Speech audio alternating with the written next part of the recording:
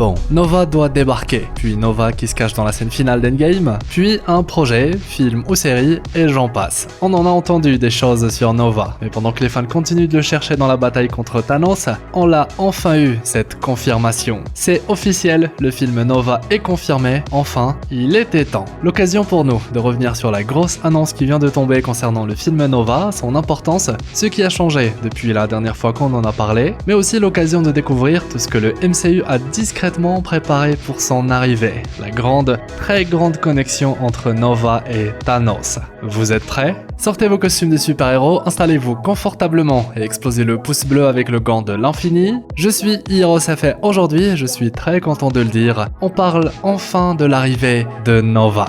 Mais, juste avant d'aller plus loin, cette vidéo est sponsorisée par Doctor Strange. Bon ok, vous en avez marre de jouer à des jeux pas ouf, tentez l'aventure, un RPG épique qui vous plonge dans une vraie dark fantasy, avec des mises à jour régulières qui améliorent le jeu en permanence. Mobile ou PC, c'est des graphismes qui claquent, combats épiques, PVP, une tonne de champions à collectionner et optimiser, bien sûr que je parle de Raid Shadow Legends. On parle de 5 millions de joueurs actifs par mois et franchement je comprends pourquoi, perso je reviens toujours pour le PVP et pour tester différentes combinaisons de champions. Justement il y a un event énorme en ce moment, Web of Corruption, suite à l'invasion de Kurosa l'année dernière. Un pouvoir sombre s'est réveillé et c'est à vous de lui faire face. Et la grande nouveauté c'est le champion légendaire Valarind Equalizer, que vous pouvez obtenir gratuitement en vous connectant 7 jours pendant la Valarind Chase. Il faut juste penser à lancer l'événement avant le 31 juillet et si vous vous connectez 7 jours de plus, vous débloquez en plus de l'équipement et des upgrades pour Valarind. Valarind c'est un champion qui cherche en permanence l'équilibre entre lumière et ténèbres, un petit peu comme Sentry, des soins et des dégâts avec des buffs pour ses alliés et des debuffs bien salés pour ses ennemis. Dans le même event, il y a aussi un donjon limité, vous pouvez affronter Raya de Mournd pour choper de l'équipement incroyable et d'autres récompenses qui valent le détour. Foncez en description, cliquez sur mon lien ou scannez mon QR code, si vous êtes un nouveau joueur, vous débloquez directement 3 champions légendaires et un épique gratuit. D'abord vous débloquez instantanément un pack de démarrage énorme avec le légendaire Karato Fox Hunter, ensuite vous choisissez parmi 6 codes promo pour un deuxième légendaire gratuit. Voici les champions et leurs codes, perso je vous conseille clairement Alice the Wanderer parce qu'elle joue littéralement avec le temps, un peu comme Doctor Strange, elle a pire du temps. Ces champions sont disponibles dans les 48 heures après téléchargement via mon lien ou mon QR code, et bien sûr connectez-vous pendant 7 jours pour obtenir le champion légendaire Valarind Equalizer gratuitement. Les cadeaux ne s'arrêtent pas là, au niveau 15 vous débloquez en plus l'épique Allure de la faction Demon Spawn. Bref, c'est clairement le meilleur moment pour vous lancer, que vous soyez nouveau ou que vous repreniez le jeu. Alors foncez sur le lien en description ou scannez mon QR code pour débuter l'aventure. Merci à Raid Shadow Legends de sponsoriser cette vidéo et bon visionnage.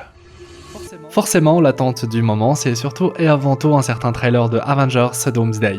Mais pour les explorateurs qui suivent le MCU depuis un bon moment maintenant, c'est vrai qu'on attend Nova depuis des lustres. Prévu à la base pour faire partie de Avengers Infinity War et Avengers Endgame, Nova va finalement être mis de côté, bien qu'il ait été à la base teasé comme l'un des éléments les plus importants de la saga de l'infini.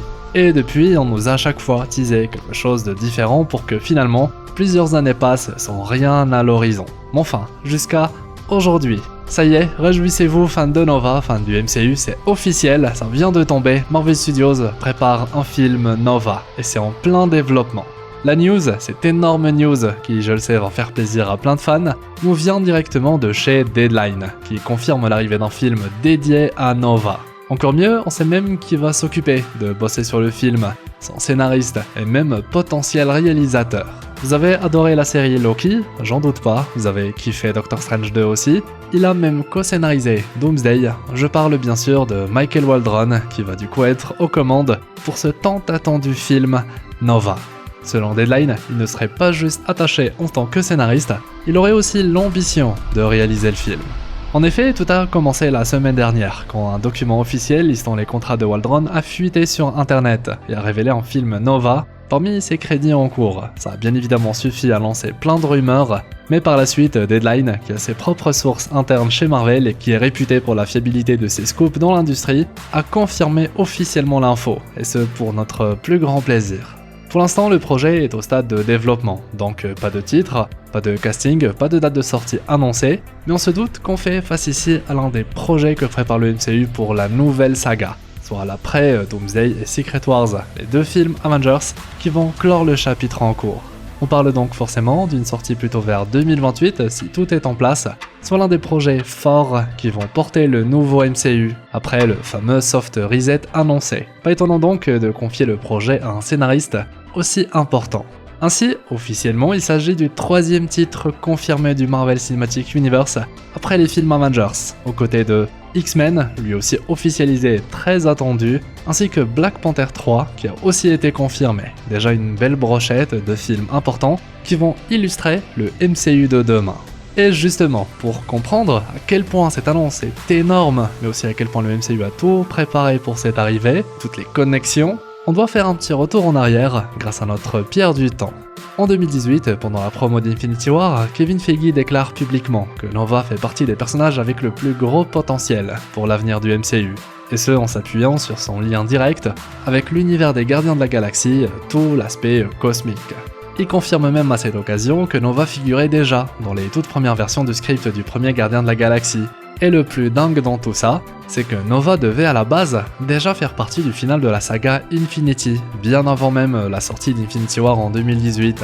En effet, dans les toutes premières versions du script, Nova devait carrément prendre la place de Banner en tant que messager. C'est lui qui devait débarquer pour prévenir les Avengers de l'arrivée imminente de Thanos. Il aurait en effet survécu à la bataille sur Xandar, là où Thanos a récupéré la gemme du pouvoir, et il serait venu, comme Bruce, annoncer l'arrivée du Titan Fou. D'ailleurs, toute la bataille sur Xandar, à la base elle devait être montrée, on a même quelques concept art, mais finalement ces idées ont été abandonnées avant la sortie du film Avengers 3. Par contre, l'intérêt de Marvel pour le personnage, lui, ne disparaît pas, puisqu'on l'attend pour Endgame, pour finalement ne pas y avoir le droit. Résultat, désormais, on attend le projet Nova.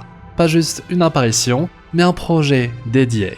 Il faut ensuite attendre 2022 pour un vrai lancement. Le scénariste de Moon Knight est attaché au projet, mais le format n'est pas encore déterminé. En 2023, Marvel confirme que le projet Nova sera sous le format d'une série Disney+, et que c'est en cours de développement. Et en 2024, en interview, Kevin Feige confirme que le projet avance bel et bien, que ce sera bien la version de Richard Rider, une sacrée nouvelle, et aussi que ce sera une série. Il ajoute qu'il faut encore tout de même attendre 3 à 4 ans avant de le voir arriver. Fin 2024, Deadline annonce que le scénariste du projet a changé, et puis en février 2025, c'est un gros coup dur pour les fans de Nova, Marvel met carrément le projet en pause, en même temps que 2 autres séries. On va rejoindre ainsi la longue liste des projets rangés dans un tiroir. Et c'est le silence total pendant des mois, jusqu'à cet été quand Michael Waldron entre en scène et transforme complètement le projet. Fini la série, place au film. L'objectif est clair, le projet est beaucoup trop grand, beaucoup trop important pour seulement en faire une série. 8 ans d'hésitation, de changement de scénariste et une pause qui semble presque définitive, mais ça y est, Nova change enfin de dimension pour officiellement faire partie des nouveaux grands films Marvel qui sont prévus. Et ça, c'est beau. Ce qui nous amène à la partie croustillante de la vidéo, car oui, il y a une sacrée connexion depuis le début, le genre que Marvel prépare depuis des années. Et ce sera au cœur de ce film Nova. Déjà, souvenez-vous, on a déjà eu plusieurs clins d'œil autour de l'arrivée de Nova, et Dieu sait comment à l'heure actuelle, tout ce qui concerne Nova a déjà été mis en place, et de la plus belle des manières. Et oui, vous serez surpris de voir à quel point tout est déjà prêt depuis très longtemps, que ce soit l'histoire derrière la création de Nova, les circonstances qui vont y mener, mais également son lien singulier avec le grand vilain responsable de sa création, à savoir Thanos, le Titan Fou. Et oui, Nova sera un grand héros qui a été créé par un super vilain.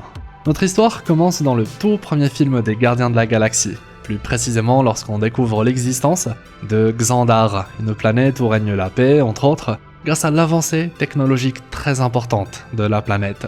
C'est là-bas que Quill s'est rendu pour vendre la gemme du pouvoir fraîchement volée, là où il a également rencontré certains membres de sa nouvelle famille, Gamora, Rocket et Groot. Maintenant, ce qui est intéressant avec Xandar, c'est sa force militaire intergalactique, le fameux Nova Corps, extrêmement connu à travers la galaxie. On aura même le luxe de les voir à l'œuvre durant le film. Plus tard, on aura également l'occasion de rencontrer certains personnages, comme Roman Day, un officier haut placé dans le Nova Corps. Et déjà, avec un seul film, voilà que le MCU commence petit à petit sa manœuvre d'incorporer des éléments directement en lien avec l'arrivée de Nova. Petite parenthèse, à la fin du film des Gardiens, la gemme du pouvoir sera gardée en sécurité par le Nova Corps sur Xandar, histoire que personne ne mette la main dessus. La deuxième fois qu'on entend parler de cette planète, c'est plusieurs années plus tard, lorsque Thanos se mettra en quête des pierres d'infinité. Nous, lorsqu'on le rencontre, il a déjà récupéré la gemme du pouvoir, et ce n'est qu'après avoir détruit le vaisseau de Thor qu'on découvre comment Thanos a eu sa première pierre d'infinité. Thanos avait en réalité décimer Xandar. Et avec ce dernier élément, le MCU vient officiellement d'introduire toute la base nécessaire à l'arrivée de Nova. Que ce soit Xandar, le Nova Corps, le grand drame qui a touché la planète ou même la présence de Roman Day, tout est en place et depuis un bon moment. Pourquoi ? Eh bien parce que cela se déroule exactement de la même manière dans les comics, la fameuse origin story de Nova. Il y est question de destruction massive qui touche Xandar, toute son armée sera décimée, et l'un des rares survivants du Nova Corps se trouve justement être ce personnage, un personnage du nom de Roman Day, dont le dernier rôle consistera à transmettre la Force Nova à un digne successeur. Un élu qui se trouvera être Richard Rider, un terrien de son nom de super-héros, Nova. Ainsi, vous l'aurez compris, les pièces du puzzle s'assemblent déjà d'elles-mêmes lorsqu'on parle de Nova. Et avec tous ces éléments en place, on se rend très vite compte que l'arrivée de Nova est prévue depuis très longtemps. Maintenant, ce qui est intéressant, c'est que même si Nova n'est pas encore officiellement arrivé dans le MCU, il faudra attendre l'après Secret Wars, l'histoire de ce dernier peut toujours être liée aux événements qu'on a explorés. Que Nova soit lui-même un survivant du grand drame survenu à Xandar, ou qu'il ait reçu l'héritage du Nova Corps via un Roman Day qui a réussi à s'échapper. Forcément que Nova restera, dans tous les cas, enchaîné par l'impact qu'a eu Thanos sur son monde, à tout jamais un survivant du Titan fou. Si Nova n'est pas originaire de Xandar, il n'en reste pas moins qu'il porte sur ses épaules l'héritage d'un peuple décimé par le Titan fou. Par contre, si le MCU décide de faire de Nova lui-même un survivant au massacre, alors son histoire prendra une dimension encore plus personnelle et tragique. Imaginez alors un film sur Nova dans une telle atmosphère, seul meilleur moyen de continuer à explorer le traumatisme qu'a causé Thanos dans tout l'univers suite à sa quête de l'infini. Thanos est mort, oui, mais l'impact qu'il a eu a été si puissant qu'il faudra sûrement des millénaires avant que ses actions ne soient oubliées. Il en a rasé des planètes, et ça, difficile de l'effacer. Moi personnellement, j'aimerais beaucoup explorer une telle histoire avec un tel Nova. Un film qui mêle passé, présent et futur, avec un personnage qui, comme Nova, peut incarner l'aspect cosmique du MCU mieux que quiconque. Surtout que maintenant les Gardiens de la Galaxie, c'est un petit peu mis de côté, pareil pour un Thor qui n'est plus vraiment un héros qui explore les conflits de l'univers. Nova pourrait être un mix de tout ça, de quoi là aussi s'aligner parfaitement avec l'importance du personnage dans le matériau de base. Parce que oui, Nova, c'est juste une folie cosmique. Sur une note plus axée théorie, imaginez maintenant que Nova ne soit pas simplement le fruit des pouvoirs du Nova Corps, la fameuse Nova Force. Imaginez que ces pouvoirs soient également liés à la gemme du pouvoir, qui a justement été gardée pendant plusieurs années sur Xandar, avant l'arrivée de Thanos. Dans le Marvel Cinematic Universe, on le sait, que de nombreuses personnes ont tenté d'expérimenter en utilisant les gemmes de l'infini. Aujourd'hui, plusieurs héros sont le fruit de ces mêmes expériences. Ainsi, l'idée que Xandar ait profité de la gemme du pouvoir pour renforcer sa propre armée n'est pas si folle, d'autant plus que le MCU a récemment prouvé qu'il avait envie de remplacer les gemmes de l'infini par des êtres uniques. C'est donc peut-être une piste intéressante. On l'a vu que ce soit Wanda, Loki ou Captain Marvel pour l'exemple, ils sont devenus des sortes de personnifications de certaines gemmes et incarnent le pouvoir qu'elles détiennent. Des personnages si importants qu'ils vont redéfinir le MCU de demain, et jusqu'à présent l'idée semble se tenir. L'exemple le plus parlant étant Wanda qui représente au mieux la gemme de la réalité, ou encore Loki qui a récemment dominé le temps.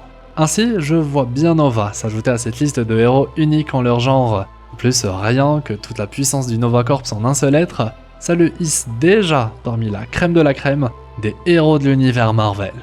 Intéressons-nous maintenant à l'idée selon laquelle Nova est un terrien qui, après le massacre de Xandar, a reçu les pouvoirs du Nova Corps, comme dans les comics. Et très vite dans le MCU d'aujourd'hui, dans le contexte actuel des choses, on se rend compte qu'il est possible de faire des connexions avec un certain Peter Quill, celui via qui on découvre Xandar, ainsi que le Nova Corps dans le tout premier film des Gardiens. En effet, Peter Quill, Star-Lord, est arrivé sur Terre pour s'y établir à la fin du film Gardiens de la Galaxie 3. Mieux, le final du film tease et confirme l'arrivée prochaine d'un projet qui portera le nom de The Legendary Star-Lord.